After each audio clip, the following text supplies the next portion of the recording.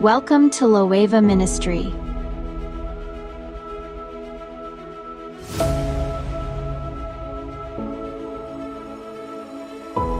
Welcome to Loeva Ministry.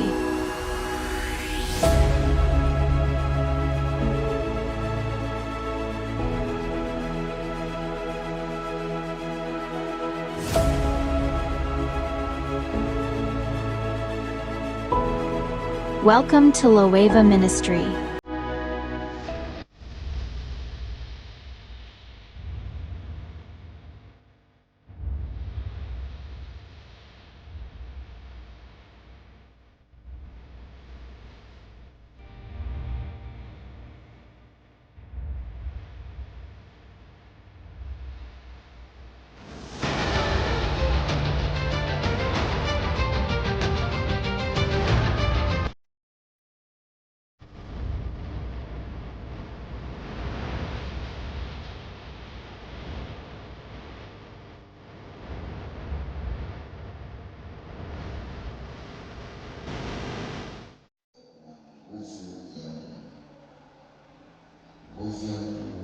Siku zote mwenyewe sio ya kila mtu. Nguvu ya Mungu sio ya kila mtu, ndio maana ikaitwa nguvu ya Mungu. Nguvu ya Mungu ni kwa hao waliopandwa katika nyumba ya Mungu, watu waliopandwa katika nyumba ya Bwana Yesu watapokea nguvu ya usaidizi. Bwana Yesu asifiwe. Amen. Hichi ni kitu ambacho tunatakiwa kujifunze, na hasa katika nyakati hizi ambazo zinafukuzana sana na wewe, zinabadilisha maisha ya watu. Watu wanakuwa ni wanyama sana, watu wanakuwa ni watu wasiokuwa na huruma, watu wanakuwa ni watu wasiokuwa na upendo, watu wanakuwa ni watu wasiotaka. Moyo wako ndio utafungua milango ya kuruhusu Mungu kufanya moyo wa tofauti, kwa sababu moyo wako ndio utakuwa umefanya maamuzi sahihi kwa ajili ya kutafuta nguvu ya Mungu. Nguvu ya Mungu sio kwa ajili ya watu wote. Nguvu ya Mungu ni kwa hao waliopandwa katika nyumba ya Mungu, watu waliopandwa katika nyumba ya Mungu. Kule 92 na mstari ule wa 13. Nasoma kitabu cha Zaburi sura ya 92 mstari wa 13. Nasoma kwa jina la Yesu Kristo wa Nazareti aliye hai. Waliopandwa katika nyumba ya Bwana watastawi katika nyua za Mungu wetu. Amen. Hichi ni lazima uelewe, sio kila mmoja atakayestawi. Ni wale waliopandwa ndio watakaostawi katika nyua za Mungu wetu. Kwa hiyo ukipandwa, ni lazima utulie ndani ya kanisa moja lenye nguvu ya Mungu, sio kutangatana mara huku mara kule. Bwana Yesu asifiwe. Ni mtu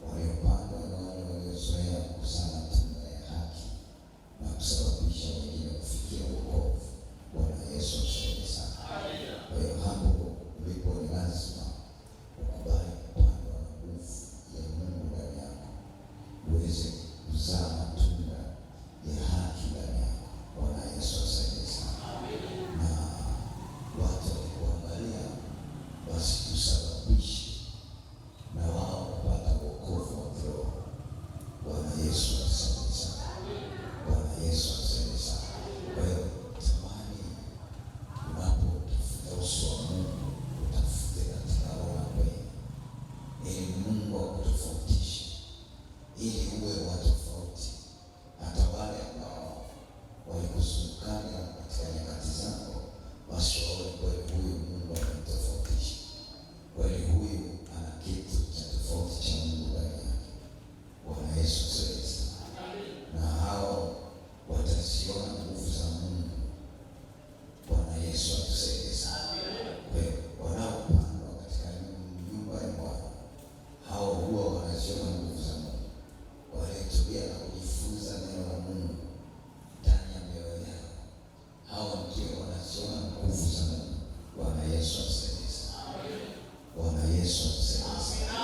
Hawataweza kupungukiwa, na hata wakipungukiwa hawatakuwa na malalamiko ndani ya mioyo yao au kuruhusu hali yoyote ya kukata tamaa ndani yao, kwa sababu wanaelewa wako ndani ya Kristo aliye hai. Bwana Yesu atusaidie sana. Kwa hiyo tamani sana kuipokea nguvu ya Mungu ili uweze kuwa na neema ya Mungu ya kweli ndani yako. Moyo wako ubadilishwe, kila kitu chako kibadilishwe. Hata kusimama katika eneo la kazi yako, nguvu ya Mungu ndio itawale ndani yako kuongoza ile kazi. Hofu ya Mungu ikae ndani yako kuongoza wenzako. Bwana Yesu atusaidie sana. Bwana Yesu atusaidie sana. Imefika mahala tunaposali, hakikisha unamwabudu Mungu ukiwa na kuambatana na yaliyo ya Mungu. Ukisimama katika mazingira ya biashara, usitamani biashara ya mwenzako ife. Bwana Yesu atusaidie sana. Usitamani kazi ya mwenzako iharibike. Usitamani mipango ya watu wengine ife. Wewe unayepandwa na nguvu ya Mungu, tamani kuingia kwenye nafasi fulani ya kiofisi na kubadilisha hali ya upepo pale. Bwana Yesu atusaidie sana. Sababu ndani yako unamwabudu Mungu aliye hai. Hebu chunguza moyo wako mahali ulipo. Ewe mfanya biashara, ewe mtu wa ofisini, ewe mwenye kampuni, nia yako ni nini katika kazi yako na Mungu na waliokuzunguka? Bwana Yesu atusaidie sana. Bwana Yesu atusaidie sana. Kwa hiyo tamani kwenda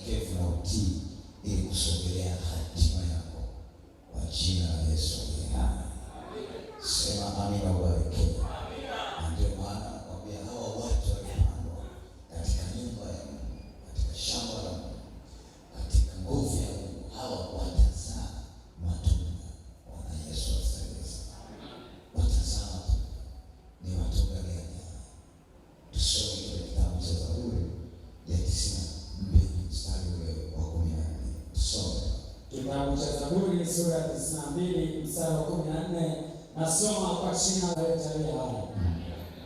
Watazaa matunda hadi wakati wa uzee. Hawa watu watakaopandwa, hawa watu ambao watapokea nguvu ya Mungu, hawa ni watu ambao waliopandwa katika nyumba ya Mungu. Biblia inasema watazaa matunda hadi wakati wa uzee. Watajaa utovu, watakuwa na ubichi. Amen. Ndugu yangu, unapotafuta wa kusoma, unapotafuta Mungu wa kuokoa, lazima utafakari vizuri. Bwana Yesu atusaidie. Kuna neema kubwa sana ya kupokea nguvu ya wokovu katika maisha. Kuna faida kubwa. Hivi ni vitu ambavyo unatakiwa uvielewe. Basi unaweza ukawa ni mtu aliyejuu sana katika kutafuta uwepo wa Mungu, na maisha yako na kila kitu kitakuwa ni juu. Bwana Yesu atusaidie sana. Wewe utakosa kuelewa neno la Mungu kule ambako unakoelekea ni wapi. Bwana Yesu atusaidie sana. Kwa hiyo kuna neema ya pekee kuipokea nguvu ya Mungu na kupandwa ndani ya nyumba ya Mungu. Wanakwambia hawa watazaa matunda hadi wakati wa uzee, watajaa utovu, watakuwa na ubichi. Sio kitu cha kawaida. Inatakiwa ujielewe kwa undani sana nini unakitafuta kwa ajili ya maisha. Wakati wote wanatangaza fadhili za Bwana, matendo yake, wako tayari kumzalia Bwana matunda na wanafanya kazi pamoja na Mungu. Bwana Yesu atusaidie. Kwa hiyo tamani katika taratibu za kimaisha ambazo unahitaji Mungu akubariki, ufanye kazi pamoja na Mungu. Bwana Yesu atusaidie. Ufanye biashara zako pamoja na Mungu. Usimamie cheo ambacho uko nacho ni ofisi fulani pamoja na Mungu. Usimamie masomo yako pamoja na Mungu. Usimamie familia yako pamoja na Mungu. Usimamie maamuzi yako pamoja na Mungu. Kila kitu unachokifanya fanya pamoja na Mungu. Bwana Yesu atusaidie sana. Bwana Yesu atusaidie sana. Kila unalowaza waza pamoja na Mungu. Kabla ya kutenda jambo lolote, fikiri na uruhusu wazo la Mungu ndani yako. Bwana Yesu atusaidie sana. Sema amina na utabarikiwa. Sema amina na utafanikiwa. Hawa inatakiwa maisha ambayo unayachagua mapya, yachague kweli kweli, uwe wa tofauti na ukubali Mungu akufanye kuwa wa tofauti katika maandalizi ambayo unampa Mungu nafasi hiyo. Bwana Yesu atusaidie sana. Sema Bwana Yesu, ninaomba unisaidie kwa kiwango cha pekee nipokea nguvu yako kwa jina la Yesu Kristo wa Nazareti. Ndio eneo kabisa. Kwa hiyo wanaopandwa katika nguvu za Mungu, hao wanafanya kazi pamoja na Mungu. Bwana Yesu atusaidie. Ukisoma katika kile kitabu cha Warumi sura ile ya 8 na mstari wa 28, tusome pale. Kitabu cha Warumi sura ya 8 mstari wa 28, nasoma kwa jina la Yesu Kristo wa Nazareti aliye hai. Nasi twajua ya kuwa katika mambo yote Mungu hufanya kazi pamoja na wale wampendao katika kuwapatia mema, yaani wale walioitwa kwa kusudi lake. Amen. Bwana Yesu atusaidie sana. Hili ni lazima ujielewe kwa undani, na hata katika kutafuta uso wako mbele za Mungu ni lazima hivi vitu uvielewe. Ukiwa na namna ya juu,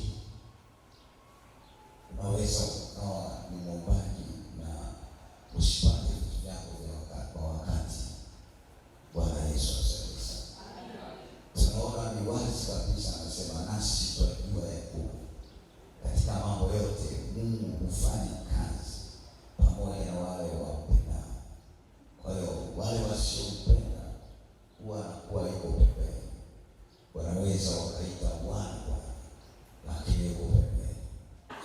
Bwana Yesu. Sema tena Bwana Yesu. Naomba unisaidie uweze kuelewa yaliyo ya kwako. Kwa jina la Yesu. Sema Bwana Yesu. Naomba unisaidie uweze kuyapata yaliyo ya kwako. Kwa jina la Yesu. Sema amina na ubariki. Yesu hana shida nawe. Alishakupa hatua zake. Bwana Yesu ana watu wengi sana.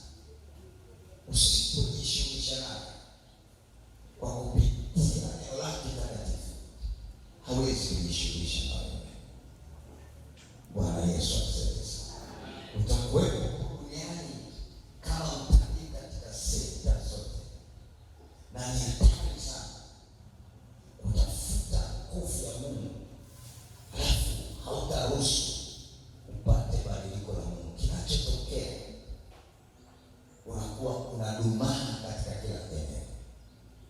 Bwana Yesu asifiwe sana. Unakuwa mkavu katika kila eneo. Mungu hatatafuta kwa jinsia ya akili ya kawaida au kwa matamanio ya mwanadamu ya kawaida. Mungu atatafuta roho. Bwana Yesu atusaidie sana. Bwana Yesu atusaidie sana.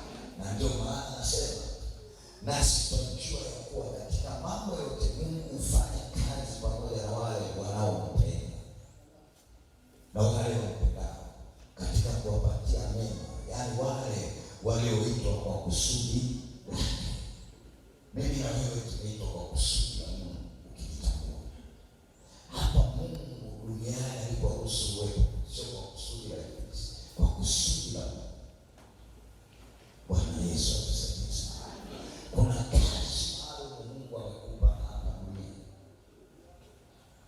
Kuna vitu Mungu anahitajika kuvifanya ukiwa hapa duniani ambavyo vinashabihiana na kuhusiana na kusudi lake. Bwana Yesu atusaidie sana. Sasa ukishaanza kujiingiza katika mambo ambayo ni tofauti na kusudi la Mungu, huwezi ukayapata yaliyo ya Mungu. Bwana Yesu atusaidie sana. Kwa hiyo utashangaa hata kuomba kwako, utaomba sana kwa bidii. Utafanya kila kitu kinachomhusu Mungu kwa bidii, lakini ukija kwenye matokeo hauna chochote. Utasema ninaomba kila siku, utasema ninaomba kila siku, lakini usipopata ujue hujaomba. Usipokiona uelewe bado hujaomba. Bwana Yesu atusaidie sana. Bwana Yesu atusaidie sana. Ombeni nanyi mtapewa. Bwana Yesu atusaidie sana. Kwa hiyo ukiona haujapewa bado hujaomba, na hata kama umeomba hujaomba kwa viwango vya kupewa. Bwana Yesu atusaidie sana. Umeomba vibaya kwa kusudi na kuvitumia kwa tamaa yako. Bwana Yesu atusaidie sana.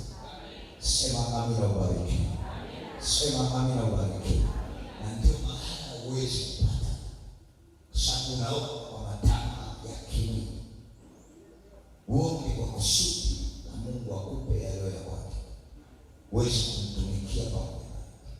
Ukihitaji kuwa na kusudi la Mungu, lazima kiu ya kusudi la shetani iishe ndani yako, ikaushe ndani yako, itoke ndani yako. Bwana Yesu atusaidie sana. Mungu hataangalia ni namna gani unateseka. Anajua kabisa wewe unapitia mateso. Anajua kabisa unapitia hali ngumu. Atakujibu kwa kusudi lake. Atakujibu kwa kusudi lako. Bwana Yesu atusaidie sana. Bwana Yesu atusaidie sana.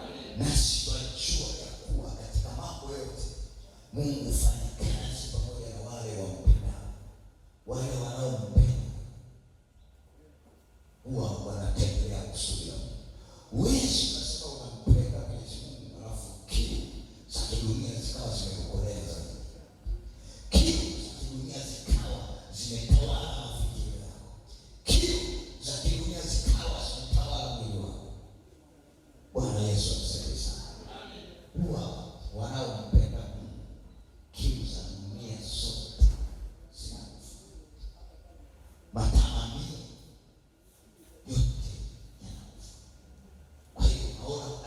kuomba kwao hawataomba kwa tamaa au kutumia kwa tamaa. Bwana Yesu atusaidie. Wataomba ili wa Mungu awape kwa kusudi lake hapa duniani. Bwana Yesu atusaidie. Sema amina na utabarikiwa sana. Hali ngumu ya maisha na mateso na kuona nyakati kila itapoleo ndani ya familia. Angalia uombaji wako. Mungu ni mwaminifu. Ni mwaminifu sana. Unaomba kwa wewe. Bwana Yesu atusaidie. Utisha kila siku nyumba zile za ibada zina nguvu. Zina nguvu tena. Shida kutana na shida kwa mganga mganga. Shida ukoje ndani ya moyo wako. Bwana Yesu atusaidie. Anasema mimi sifananishi, silinganishi. Yule ambaye anaamua kunifuata mimi, abebe mizigo yake na aamue kuja kuitua. Bwana Yesu atusaidie. Shida kuna vitu ambavyo bado uko navyo ambavyo haviruhusu Mungu kufanya chochote cha kwako cha tofauti na cha kihitaji. Kwa hiyo utaendelea kukata tamaa. Bwana Yesu atusaidie. Hautaweza kuipata ile nguvu ya Mungu unayohitaji kukupa msaada. Sababu ndani ya moyo wako bado kuna vitu vimevishikilia. Kuna maamuzi sahihi ya kutoka katika vilingi ambavyo shetani ameviweka katika maisha. Sema amina au tabarikiwa. Mungu akishafanya kazi pamoja na wewe, huwa anakupa mema, ana majibu.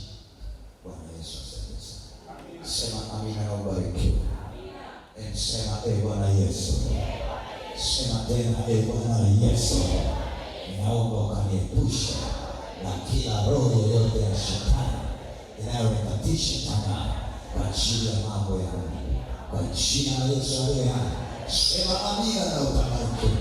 Sema nakataa falme zote za maadui zinazokatisha tamaa kwenye maisha yako.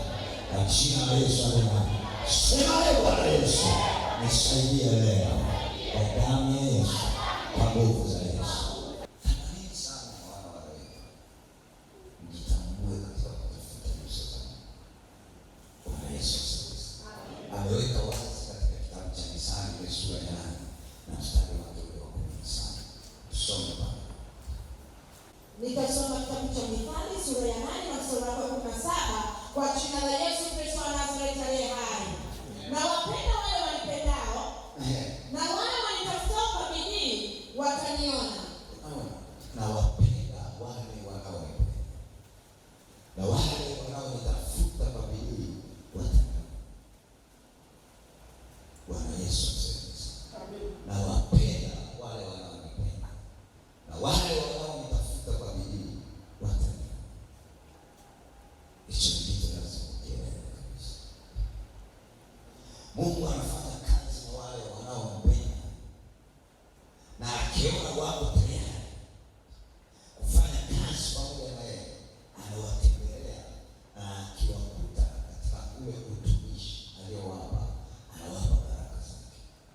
Na akiwakuta katika ile nafasi aliyowapa, anawapa baraka zake. Na akiwakuta katika zamu aliyowapa, anawapa baraka zake. Bwana Yesu asifiwe. Mungu anasema utajiri na heshima viko kwake. Naam, utajiri unaodumu na haki pia. Hakuna kiangazi kwake. Akikubariki hawezi kulaani tena. Hata watu wakikuinukia vipi, wewe unasonga mbele kwa raha zote. Bwana Yesu atusaidie. Sema amina na ubariki. Kwa hiyo haya yote ukitaka kuyapata, lazima umtafute Mungu katika hali ya kubidii. Na katika hali ya bidii yoyote, usukumu, ulazimisho, uhangaisho. Hakuna kitu ambacho kinazuia baraka ya mtu kama kusukumwa kwa ajili ya jambo la kiroho. Mambo ya kiroho ya Mungu yanalazimishwa na mtu. Ukiwa unafikia kiwango cha kulazimisha mambo ya kiroho huwezi kuyapata, kwa sababu yule mtu akifikia kiwango kile cha kulazimishwa hana nguvu yoyote ya kushawishi kuhusu Mungu. Bwana Yesu asifiwe. Lazimishwa uelewe, huyu mtu amelazimishwa, lakini ndani ya moyo wake hayuko tayari. Bwana Yesu asifiwe. Hana maamuzi. Bwana Yesu asifiwe. Kwa hiyo hata ile bidii kwa ajili ya mambo ya Mungu hana kabisa. Kuna vitu vinakuwa vimekufa ndani yake. Bwana Yesu asifiwe. Kwa hiyo nafasi ambayo Mungu anampa hawezi kupokea chochote, kwa sababu ni nafasi ambayo akikaa hana bidii, huwa anasukuma. Bwana Yesu asifiwe. Bwana Yesu asifiwe. Sasa katika hali ya kawaida tena kimwili, kuna vitu ukilazimishwa kuvifanya ndani ya mwili wako tu kwa kawaida, utavifanya kwa amani. Bwana Yesu asifiwe. Bwana Yesu asifiwe. Au katika hali ya kawaida ya kimwili, kuna wakati moyo wako unaamua kufanya kitu fulani, utashangaa unakifanya kwa amani na unapata matokeo lile ambalo litarajia, kwa sababu moyo wako kuna vitu vimefunguka. Halikadhalika hata mambo ya kiroho ndio hivyo. Bwana Yesu asifiwe. Ukiwa ni mtu wa kusukumwa katika nyakati za kuomba, pasipokuwa na bidii ndani ambayo Mungu mwenyewe ndio anaiona, kwa kupokea mafundisho na kuwa na kiu ya kusikiliza neno la Mungu na kulitafakari na kulitendea kazi, ndipo mbele ya Mungu yanafungukia. Hakuna cha Mungu kitakachotoka na kuja mbele ya maisha yako pasipo kuwa na nguvu ya Mungu itokanayo na neno lake. Bwana Yesu asifiwe. Ahadi zote za Mungu katika maisha yako zinapatikana katika neno ambalo nyuma yake ipo nguvu ya Mungu. Bwana Yesu asifiwe. Bwana Yesu asifiwe. Yeye amesema wale wampendao huwapa mali na kuzijaza hazina zao.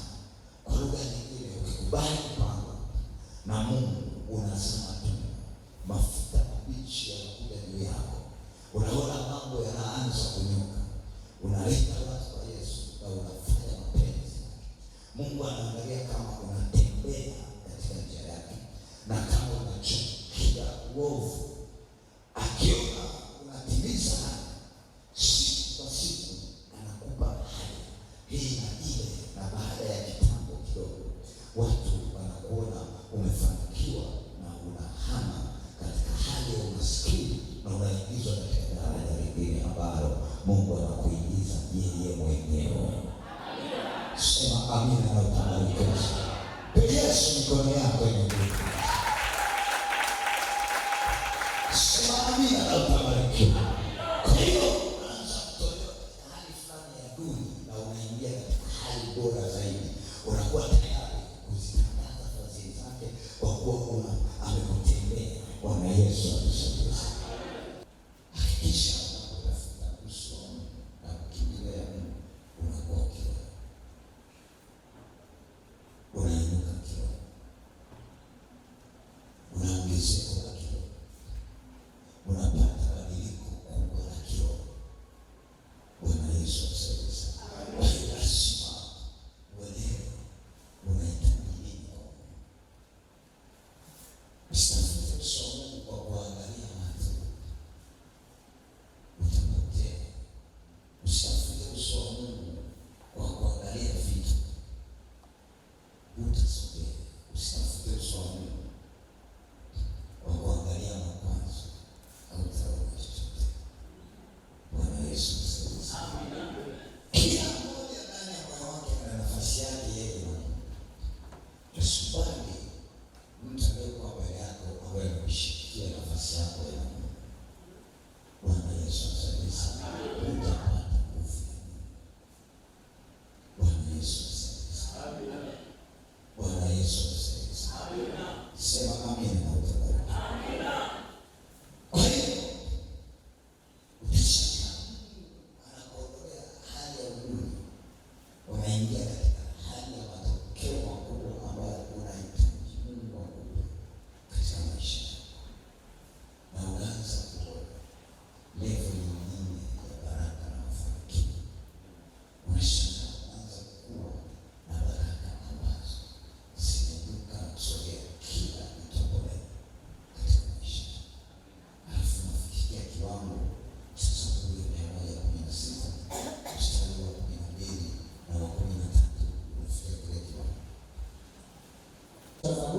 sura ya 16 mstari wa 12 na 13, nasoma kwa jina la Yesu Kristo wa Nazareti aliye hai. Nimrudishie Bwana nini kwa ukarimu wake wote alionitendea? Mstari wa 13 na wa mwisho, nitakipokea kikombe cha wokovu na kulitangaza jina la Bwana. Amen. Bwana Yesu asifiwe. Uwe tayari kutangaza jina la Bwana. Uwe tayari kuzitangaza fadhili zake kwa kuwa amekutendea. Bwana Yesu asifiwe. Kwa hiyo kufikia kiwango cha kusema nimrudishie Bwana kwa ukarimu wake wote alionitendea, nitakipokea kikombe cha wokovu na kulitangaza jina la Bwana. Ni furaha yangu kuwapa wale wapendao haja ya mioyo yao. Kuna watu wanajipa wao haja ya mioyo yao ndani wako ndani.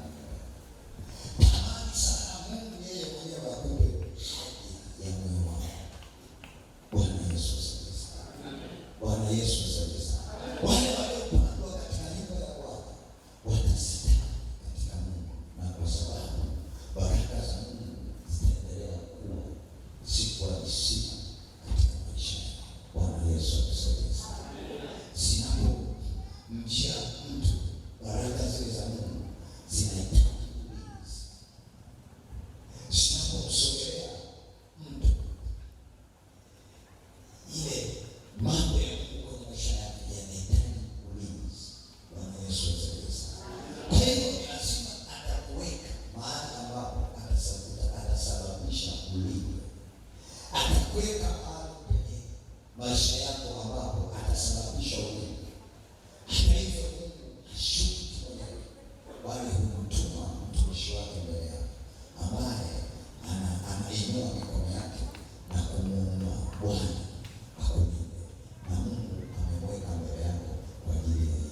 Bwana Yesu asifiwe. Maana amempaka mafuta kumshinda shetani kwa ajili yako. Bwana Yesu asifiwe. Sema amina na utapata.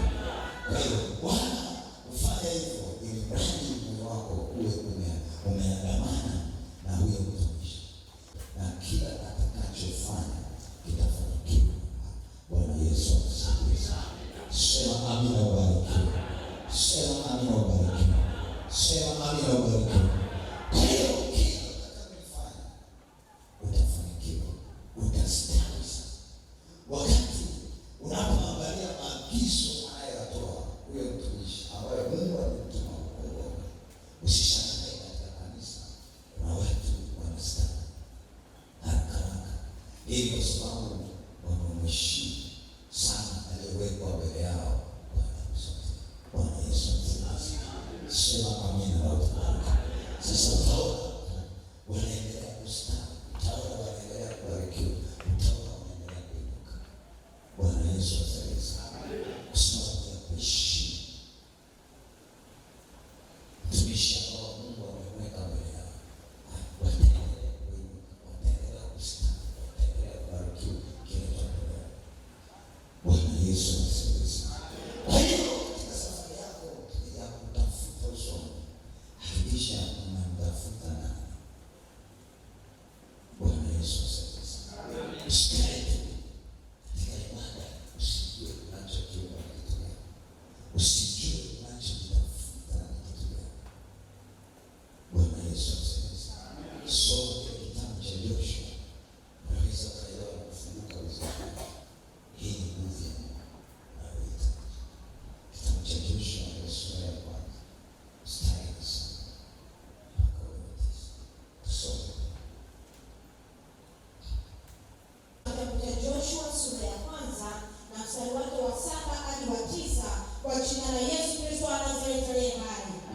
Uwe hodari tu. Nasikia anampa maelekezo. Uwe hodari tu ukizikana hizi nguvu za Mungu. Uwe hodari tu. Na ushujaa mwingi. Na ushujaa. Uangalie kutenda sawasawa na sheria yote aliyokuamuru Musa mtumishi wangu. Bwana Yesu asifiwe. Usiache kwenda mkono wa kuume au wa kushoto, upate kufanikiwa sana kila uendapo. Mstari wa 8.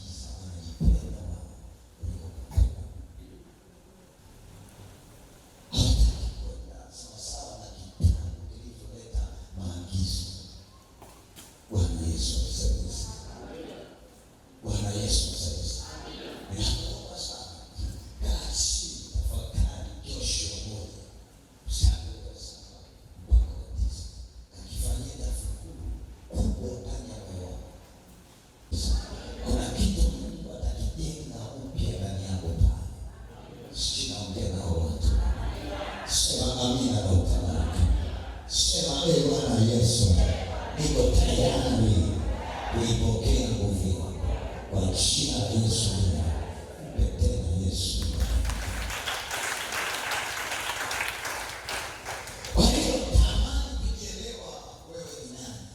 Mungu amekuumba kwa mfano wake. Ukishatambua ya kwamba Mungu amekuumba kwa mfano wake, kuna vitu vinatakiwa uvifanye sawa sawa na neno la Mungu, sawa sawa na ahadi za Mungu, sawa sawa na utaratibu wa Mungu. Kwa nini? Sasa kuumba kwa mfano wake. Bwana Yesu atusaidie sana. Sema amina na utabariki. Kwa hiyo ukiomba ukiona upendo, ujue, uelewe na utulie na usome. Mungu anafanya kazi na wale wanafanyaje? Bwana Yesu atusaidie sana. Bwana Yesu atusaidie sana. Kwa hiyo usifikirie tu kunung'unika na kusikitika ya kwamba Mungu mimi anitendea. Fikiria, je, unafanya haki na moyo wako kweli? Katika kitabu cha Yoshua 1:7-9.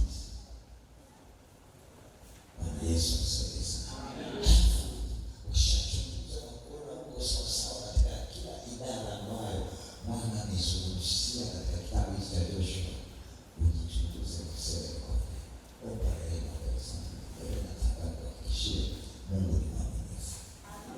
Hawezi kubali kuona mtu wake anaangamia. Bwana Yesu atusaidie sana. Sijui naweza kuelewa. Sema amina, ubarikiwe. Na ndio maana unaona watu wengi wanaokimbilia makanisani, wachache ndio wanafunguliwa.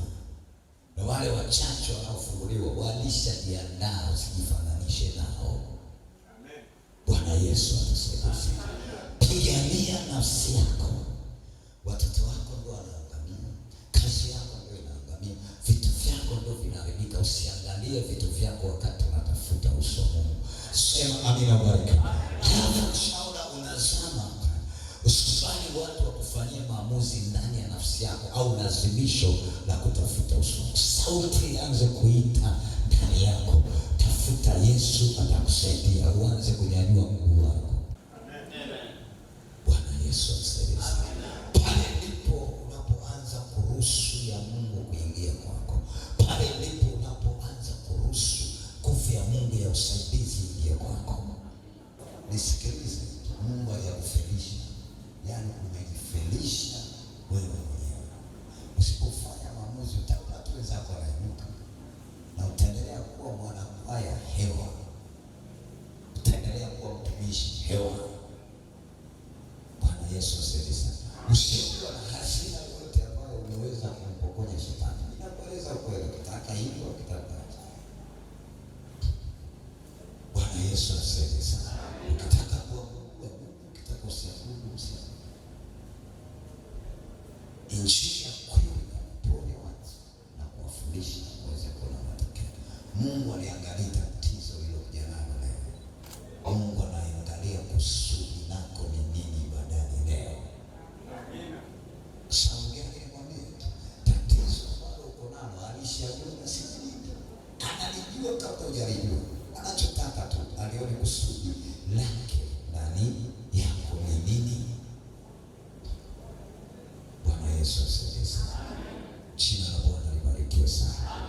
Inua mikono yako, sema ee Bwana Yesu, asante kwa neema yako na nguvu yako ya baraka. Ninaomba unisaidie